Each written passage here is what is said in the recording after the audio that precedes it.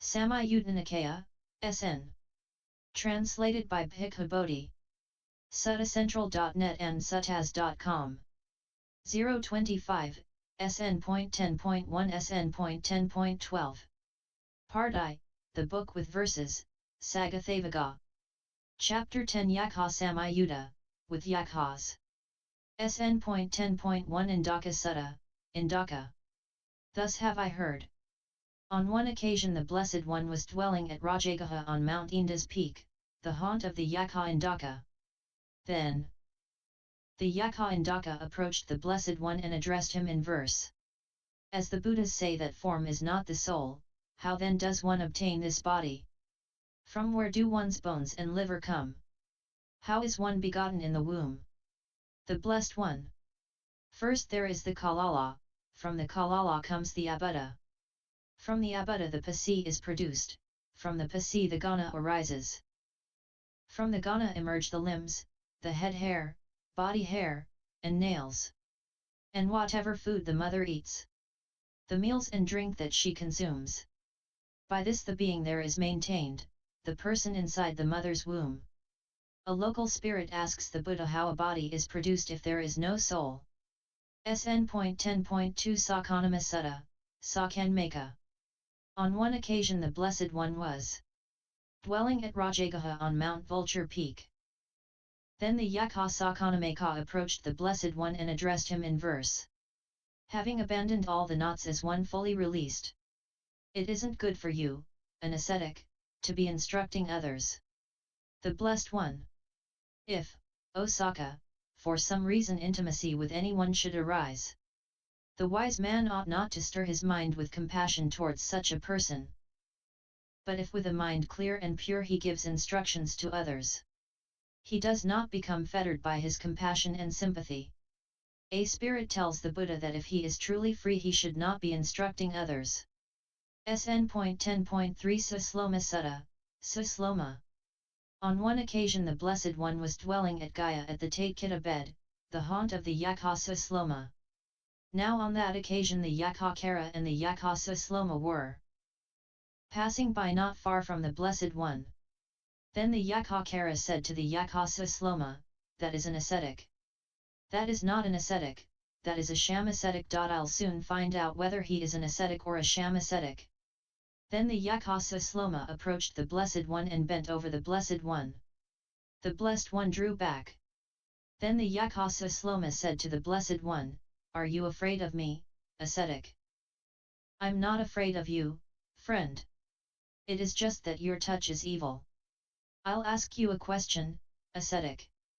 If you won't answer me, I'll drive you insane, or I'll split your heart, or I'll grab you by the feet and hurl you across the Ganges. I do not see anyone in this world, friend, with its devas, Mara and Brahma, in this generation with its ascetics and Brahmins, its devas and humans, who could drive me insane or split my heart or grab me by the feet and hurl me across the Ganges. But ask whatever you want, friend. What is the source of lust and hatred? Whence spring discontent, delight, and terror? Having arisen from what do the mind's thoughts toss one around as boys toss up a crow? The Blessed One. Lust and hatred have their source here, from this spring discontent, delight, and terror. Having arisen from this, the mind's thoughts toss one around as boys toss up a crow. Sprung from affection, arisen from oneself, like the trunk-borne shoots of the banyan tree, manifold, clinging to sensual pleasures, like a Malyava creeper stretched across the woods. Those who understand their source, they dispel it. Listen, 0 yakkha. They cross this flood so hard to cross, uncrossed before, for no renewed existence. The spirits Kara and Susloma argue about whether the Buddha is a true ascetic or not. They approach him initially with threat and then asked Buddha what's the origin of greed and hate. SN.10.4 Ma.Abhata Sutta, Manabhata. On one occasion the Blessed One was dwelling among the Magadhans at the Manimalaka shrine, the haunt of the yakkha Manabhata. Then the yakkha Manabhata approached the Blessed One and in the Blessed One's presence recited this verse. It is always good for the mindful one thrives in happiness. It is better each day for the mindful one, and he is freed from enmity. The Blessed One. It is always good for the mindful one thrives in happiness. It is better each day for the mindful one, but he is not freed from enmity. One whose mind all day and night takes delight in harmlessness. Who has loving kindness for all beings, for him there is enmity with none. The spirit Abhata speaks in praise of mindfulness, opining that a mindful one is free of hate. The Buddha responds that yes, mindfulness is wonderful, but only through developing love is one free of hate. SN.10.1-SN.10.12 Sutta, Sanu. On one occasion the Blessed One was dwelling at Savatthi in Jeta's grove, Anathapindika's park. Now on that occasion a certain female lay follower had a son named Sanu who had been possessed by a yakkha. Then that female lay follower, lamenting, on that occasion recited these verses. With those who lead the holy life, who observe the Apposatha days, complete in 8 factors on the 14th or 15th, and on the 8ths of the fortnight, and during special periods. The yakkhas do not sport around, so I have heard from the arahants. But now today I see for myself the yakkhas sporting with Sanu. The yakkha that has entered Sanu. With those who lead the holy life, who observe the Apposatha days, complete in 8 factors on the 14th or 15th, and on the 8ths of the fortnight, and during special periods. The yakkhas do not sport around. What you heard from the arahants is good. When Sanu has awakened, tell him this injunction of the yakkhas. Do not do an evil deed either openly or in secret.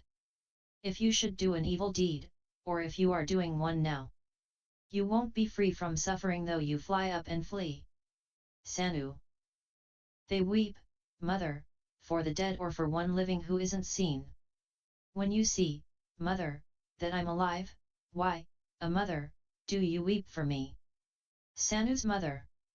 They weep, a son, for the dead or for one living who isn't seen. But when one returns to the home life after renouncing sensual pleasures, they weep for this one too, my son, for though alive he's really dead. Drawn out, my dear, from hot embers you wish to plunge into hot embers. Drawn out, my dear, from an inferno, you wish to plunge into an inferno. Run forward, good luck be with you. To whom could we voice our grief? Being an item rescued from the fire, you wish to be burnt again. It seems that the novice Sanu had returned to his home intending to disrobe. To prevent him, a spirit possessed him, encouraging him to pursue the path of good. S.Nuf's mother, weeping for her son, also tries to make him stay in robes. SN.10.6 Paya.Kara Sutta, Payankara. On one occasion the Venerable Anuruddha was dwelling at Savatthi in Jeta's grove, Anathapindika's park. Now on that occasion the Venerable Anuruddha, having risen at the first flush of dawn, was reciting stanzas of Dhamma. Then the female yakkha Payatkara's mother hushed her little child thus. Do not make a sound, Payatkara, a bhikkhu recites Dhamma stanzas. Having understood a Dhamma stanza, we might practice for our welfare. Let us refrain from harming living beings, let us not speak a deliberate lie. We should train ourselves in virtue, perhaps we'll be freed from the goblin realm. A female spirit hushes her son Paya.Kara so she can hear the teaching and pursue harmlessness. SN.10.7 Punabbasu Sutta, Punabbasu. On one occasion the Blessed One was dwelling at Savatthi in Jeta's grove, Anathapindika's park. Now on that occasion the Blessed One was instructing, exhorting, inspiring, and gladdening the bhikkhus with a Dhamma talk concerning Nibbana. And those bhikkhus were listening to the Dhamma with eager ears, attending to it as a matter of vital concern, applying their whole mind to it. Then the female yakkha Punabbasu's mother hushed her little children thus. Be quiet, Uttarika, be quiet, Punabbasu. I wish to listen to the Dhamma of the Teacher, the Supreme Buddha. When the Blessed One speaks of Nibbana, release from all the knots, there has arisen within me deep affection for this Dhamma. In the world one's own son is dear, in the world one's own husband is dear. But for me the quest for this Dhamma has become even dearer than them. For neither one's own son nor husband, though dear, can release one from suffering. As listening to true Dhamma frees one from the suffering of living beings. In this world steeped in suffering, fettered by aging and death, I wish to listen to the Dhamma that he the Buddha fully awakened to. For freedom from aging and death. So be quiet, Punabbasu. Punabbasu. Mother dear, I am not talking, this Uttara is silent, too. Pay attention only to the Dhamma, for listening to true Dhamma is pleasant. Because we have not known true Dhamma we've been living miserably, Mother. He is the maker of light for bewildered devas and humans. Enlightened, bearing his final body, the one with vision teaches the Dhamma. Punabbasu's mother. It is good that my son has become so wise, he whom I bore and nursed at my breast. My son loves the pure Dhamma of the Supremely Enlightened One. Punabbasu, be happy. Today I have emerged at last. Hear me too, Zero Uttara, the noble truths are seen. A female spirit hushes her children as she listens to the teaching. But her son Punabbasu says that he had not been talking, as he too wants to learn. SN.10.1 Sutta, Sutta. On one occasion the Blessed One was dwelling at Rajagaha in the cool grove. Now on that occasion the householder Anathapindika had arrived in Rajagaha on some business. He heard, a Buddha, it is said, has arisen in the world. He wanted to go and see the Blessed One. Immediately, but it occurred to him, it is not the right time to go and see the Blessed One today. I will go and see the Blessed One early tomorrow morning. He lay down with his mindfulness directed to the Buddha, and during the night he got up 3 times thinking it was morning. Then the householder Anathapindika approached the gate of the charnel ground. Non-human beings opened the gate. Then, as the householder Anathapindika was leaving the city, the light disappeared and darkness appeared.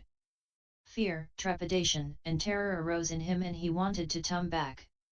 But the yakkha, invisible, made the proclamation. 100,000 elephants, 100,000 horses, 100,000 mule-drawn chariots, 100,000 maidens, adorned with jewelry and earrings, are not worth a 16th part of a single step forward. Go forward, householder. Go forward, householder.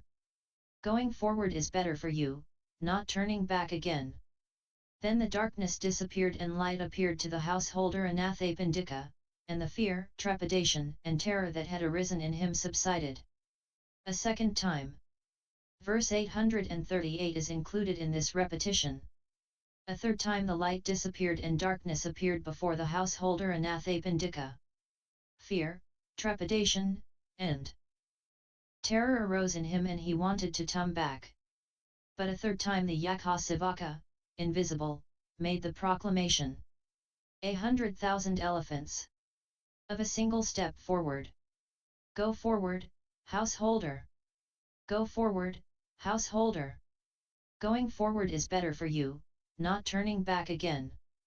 Then the darkness disappeared and light appeared to the householder Anathapindika, and the fear, trepidation, and terror that had arisen in him subsided. Then the householder Anathapindika approached the Blessed One in the cool grove.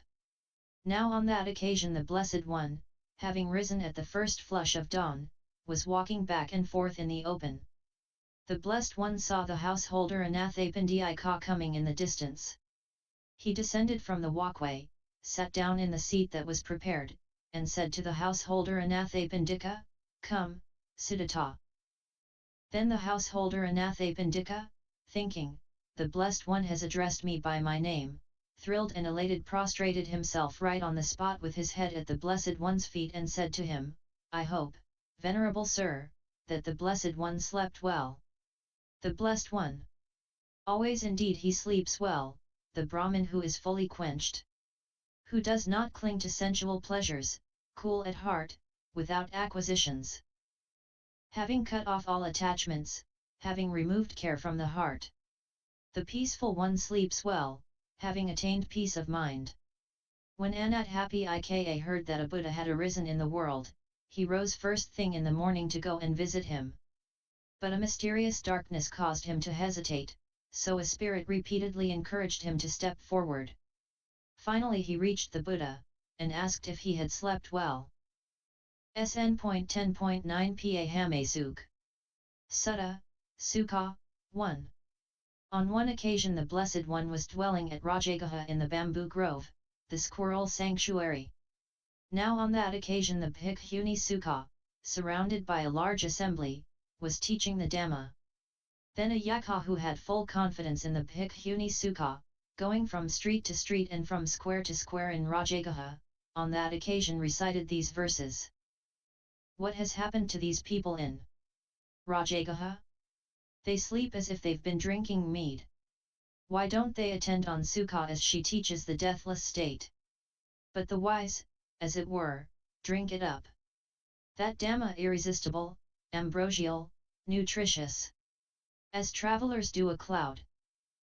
A spirit was full of faith in the nun Sukha, so he went about the towns and villages encouraging people to listen to her teaching.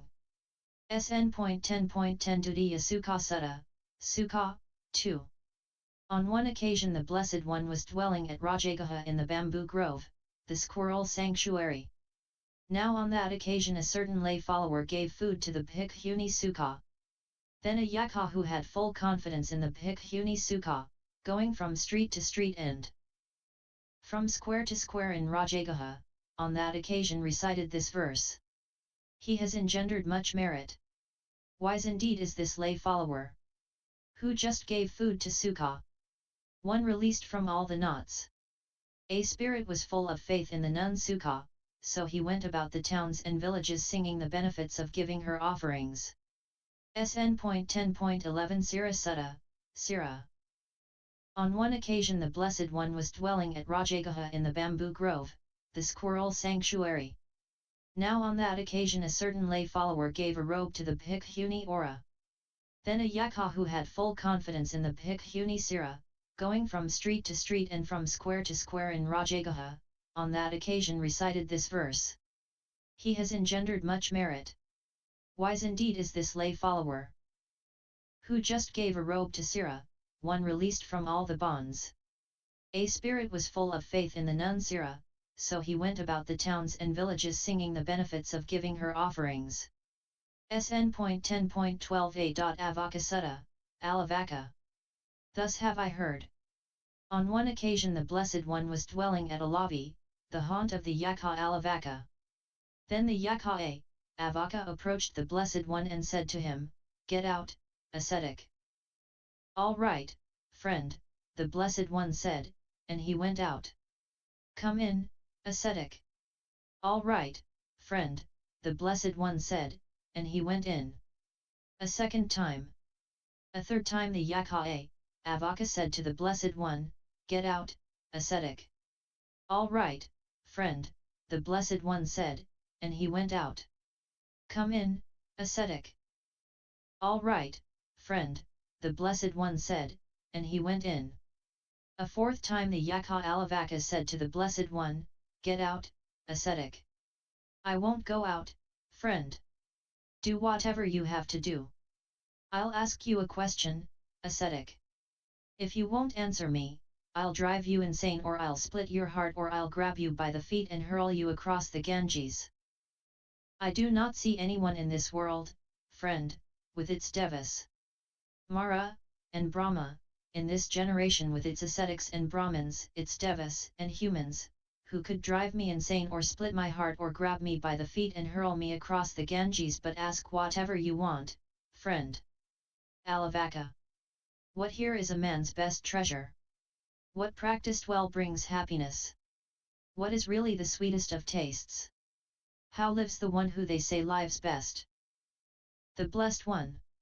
Faith is here a man's best treasure, Dhamma practiced well brings happiness. Truth is really the sweetest of tastes, one living by wisdom they say lives best. Alavaka. How does one cross over the flood?